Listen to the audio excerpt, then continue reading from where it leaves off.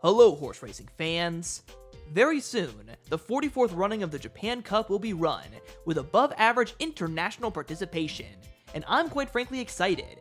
So to get in the mood, I'm going to talk about some of my favorite horses from Japan. To make it simple, any horse who is based in Japan counts. Horses born in other countries but then race the majority of their careers in Japan are fair game. Examples being El Condor Pasa and Taiki Shuttle. This list is completely my personal opinion, based off of how much I enjoy these horses' racing careers, their personalities, physical appearance, and whatever else about them scratches my brain. So with that out of the way, here are my favorite Japanese racehorses, and apologies in advance if I mispronounce any of these horses' names. Haru Urara. What an iconic horse that you don't see every day. There have been plenty of horses in Japan that have racked up ginormous losing streaks, some more than double what Haru Urara did, but it was the time she raced and what she ended up inspiring that sets her apart. For one, she is adorable, with and without her Hello Kitty blinkers, and two, her attitude towards the racetrack. She wasn't a bitter horse, being more timid, but always running her hardest. It just happened that even when trying her best, she was too slow. But no matter how many times she did lose, she always tried. A truly charming trait. But my favorite thing about her is the fact that she saved an entire racetrack. Not many horses can say they did that, but when the Haru Urara boom came to be, she took Kochi Racecourse, where she would run all 113 of her races, with her, and it still operates nearly 20 years after her last race. It's something so unique, you've gotta love her for it, saving a failing track by losing in a way that is endearing. And so, she makes it into the top 10. Agnes Digital.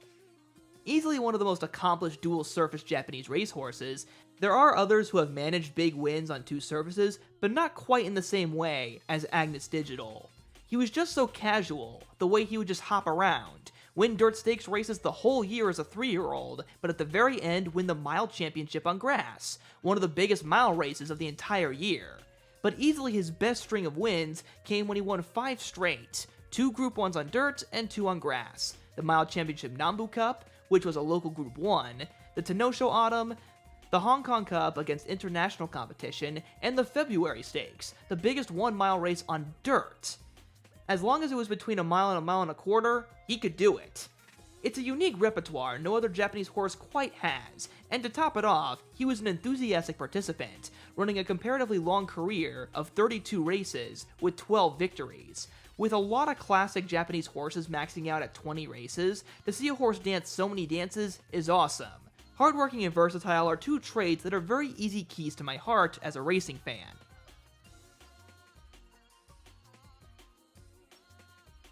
Gentildonna.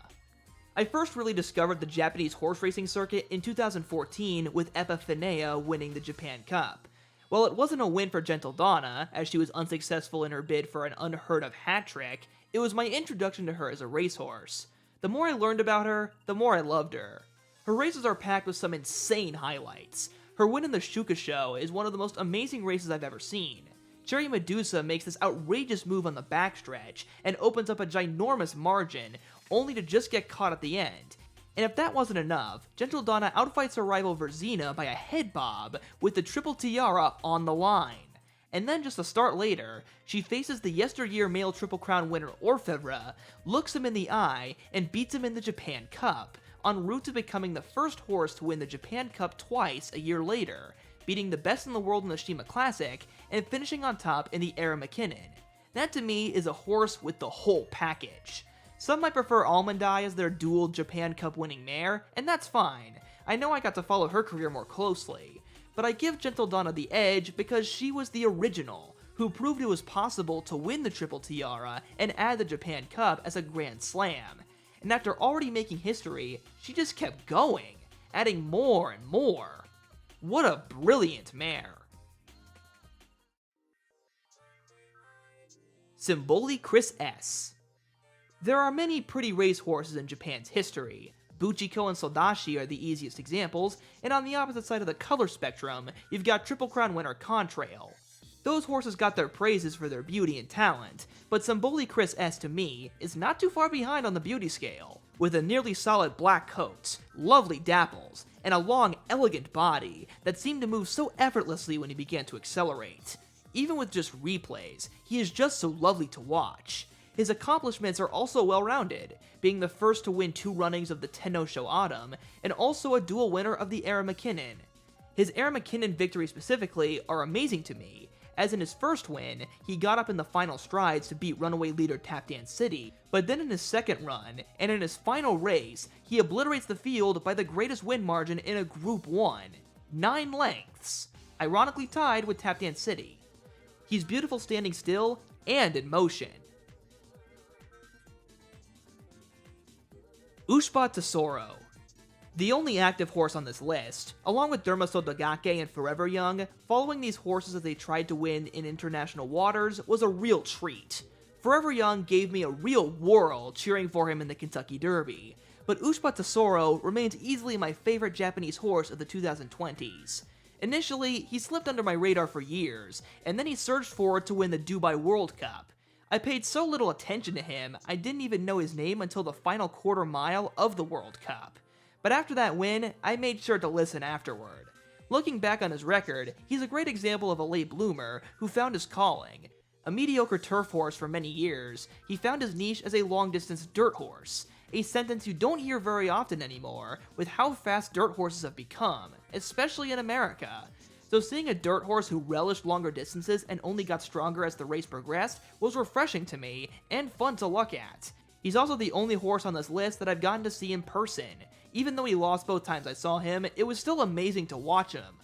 Especially his unique appearance in the paddock. It's both cute and funny that his main feature in the paddock is the fact that he drops his head near the ground, as if he's bored or asleep.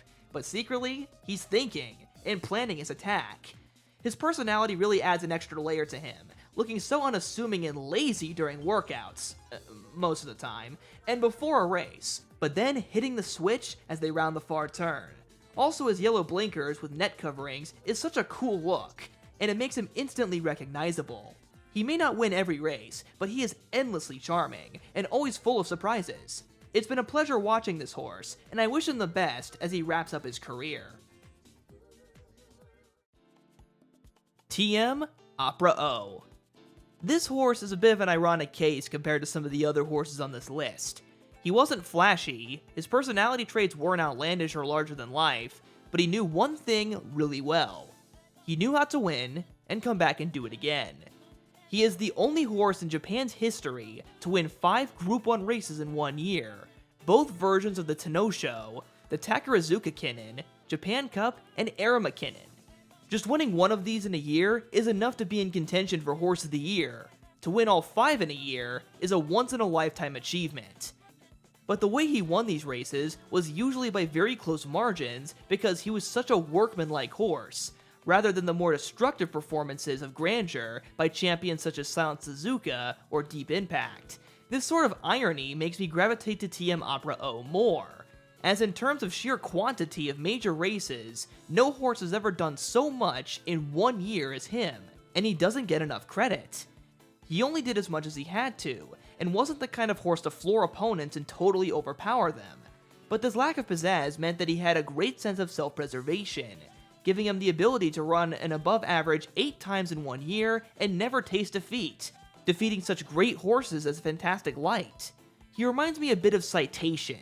He was a similarly effective but unflashy racehorse, objectively just as, if not more accomplished, as fellow American elites like Man of War or Secretariat, but he just did what he needed to do. TM Opera O is a great underappreciated horse that I will sing the praises of.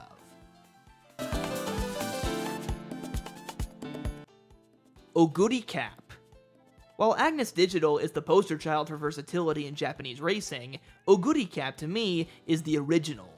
Both horses ran 32 times, but Oguri Cap had exactly 10 more wins, although not in the same way as Agnes, but won at wider distances. Comparisons over, why do I like Oguri Cap so much? Because who doesn't love an underdog?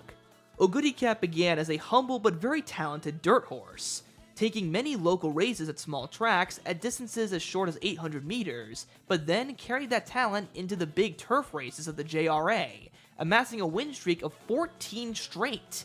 Great Japan horses can do a lot of things, but big win streaks don't come around very often. And his is rather unconventional since he did part of the streak in 2 different Japan racing leagues. He went from the bottom to the top and was truly a warhorse, winning the mile championship and then finishing second by a neck in the Japan Cup just 8 days later, something we'll likely never see again. And like any great hero, he fell and came back, hitting a slump in his 5-year-old season.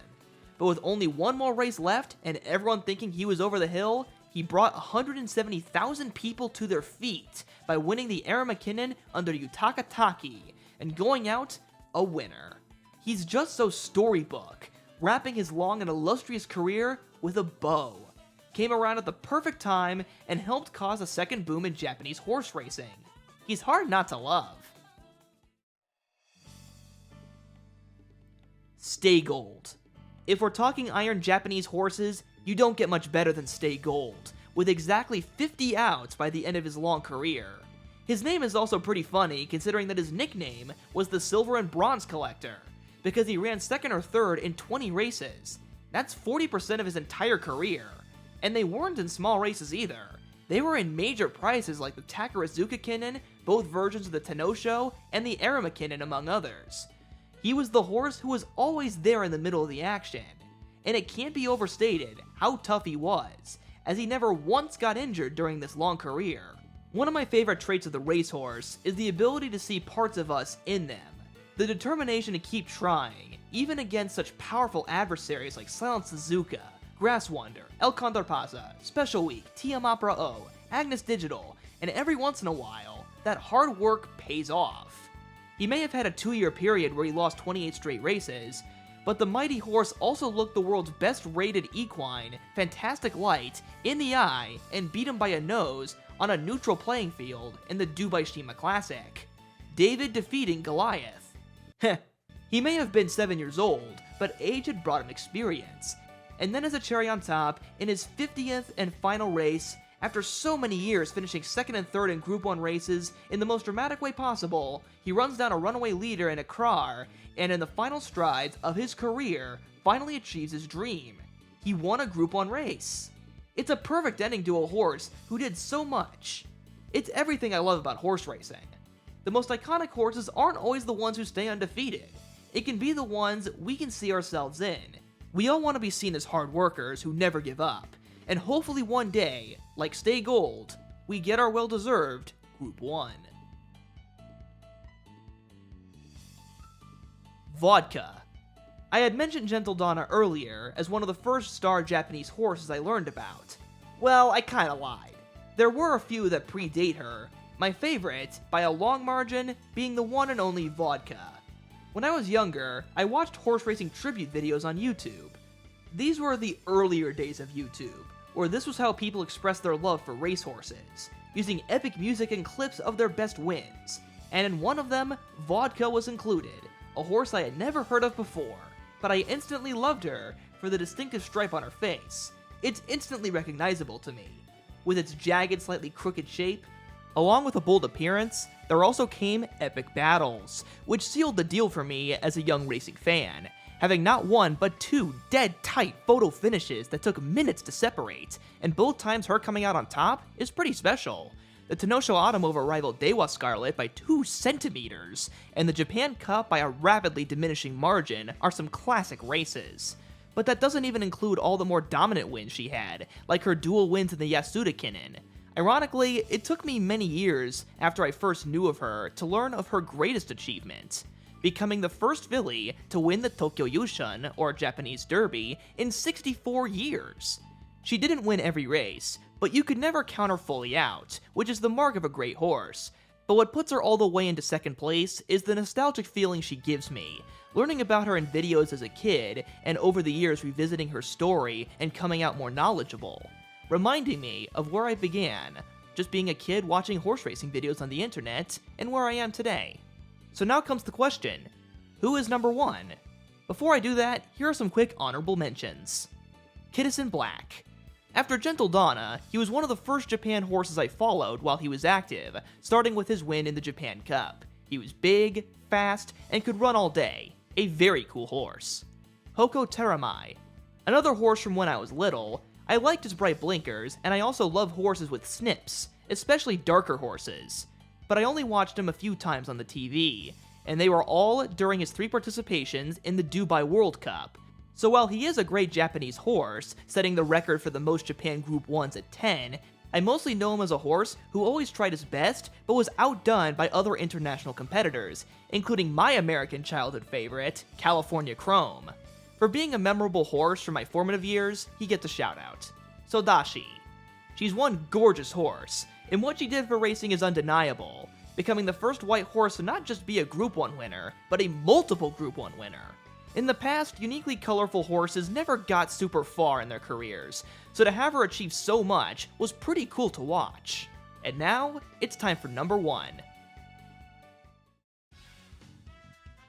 Gold Ship. My favorite thing about Japanese horse racing is the way they market the horses themselves, giving them great nicknames, showing off their big personalities, and to me, no horse has a bigger personality in Japanese racing than Gold Ship. Even without his personality, he was already a great racehorse, and a sound participant, running 28 times and winning 13, with many fantastic performances in Japan's classics from ages 3 to 6, along with a striking physical appearance thanks to his gray coat and black hood. But the personality pushes him over the edge into a truly unique star, such an insanely strong racehorse, but also such a moody one. If he won with a fantastic kick, devouring opponents, and when he lost, he would lose spectacularly. Classic example being his 3rd Takarazuka Kinin. With history on the line, what does he do? Rear up when the gates open and immediately lose all chance, costing punters over 12 billion yen or $77 million in tickets. But even with such a bitter loss, all people could do was laugh and say, "That's Gold Ship," because he was unapologetically himself. He did things his way and no one else's, a free spirit who could make you feel so many emotions, leave you in awe and admiration, or in tears of laughter. He has it all. A true icon, and my favorite Japanese racehorse. And with that, I hope you guys enjoyed this video. Who are your favorite Japanese racehorses? Let me know in the comment section below. See you guys next time.